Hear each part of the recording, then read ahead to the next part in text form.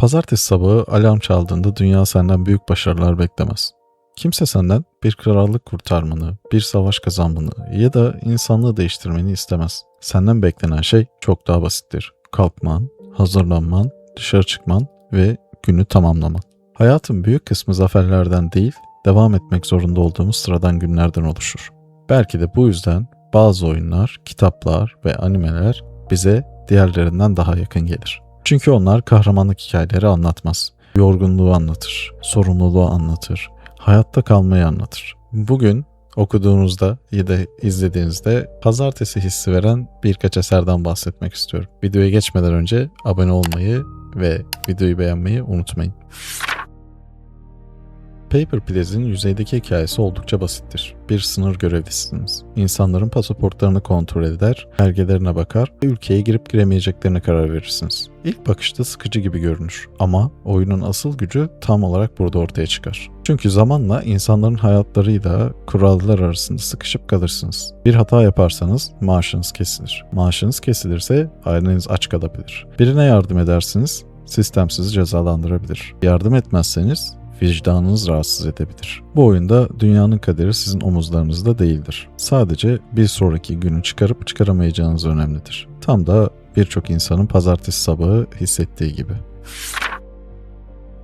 İşte o sınır kapısındaki çaresizlik bizi insanlık tarihinin en karanlık gerçeğine, toplama kamplarının ortasına bırakıyor. Viktor Franklin'in İnsanın Anlam Arayışı kitabı, savaş, acı ve hayatta kalma üzerine yazılmış eserler arasında çok özel bir yere sahip.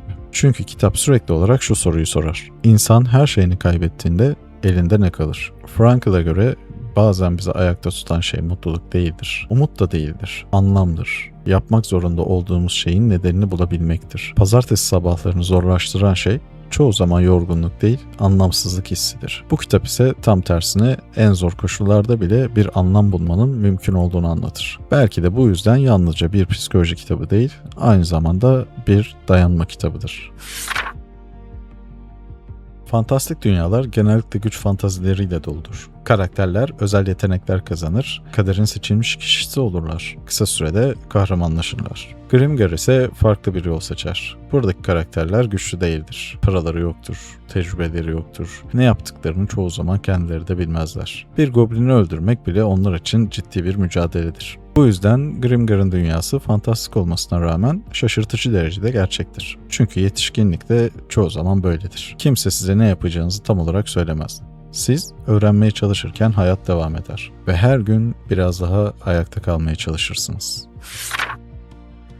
Savaş oyunları genellikle cephede geçer. Kahraman askerler olur, zaferler kazanılır, görevler tamamlanır. This War of Mine ise savaşı başka bir yerden gösterir. Evlerin içinden, sığınaklardan, yiyecek arayan sivillerin gözünden. Bu oyunda en büyük düşman bazen açlıktır, bazen hastalık, bazen de vicdandır. Çünkü hayatta kalmak için yaptığınız şeyler sizi değiştirmeye başlar. Ve bir noktadan sonra şu soruyu ortaya çıkarır. Hayatta kalmak için ne kadar ileri gidebilirsin? Pazartesi hissinin karanlık ve uç noktadaki versiyonu belki de budur. Devam etmek zorundasın. Ama bunun bedeli ne olacak?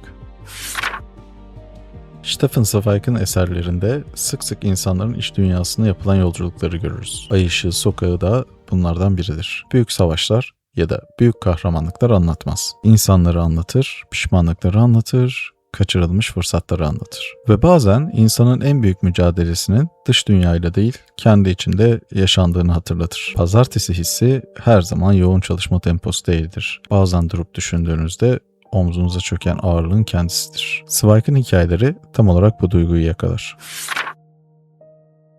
Belki pazartesi günlerini bu kadar zor yapan şey iş değildir, okul değildir. Sorumluluklar da değildir. Belki sorun her yeni haftanın bize aynı şeyi hatırlatmasıdır. Hayat çoğu zaman destansı değildir. Çoğu zaman sıradandır ama yine de devam etmek gerekir. Eserleri özel yapan şey de tam olarak budur. Onlar bize kahraman olmayı öğretmez. Bazen ihtiyaç duyduğumuz şey de tam olarak budur. Bir başka videoda görüşmek üzere, hoşça kalın.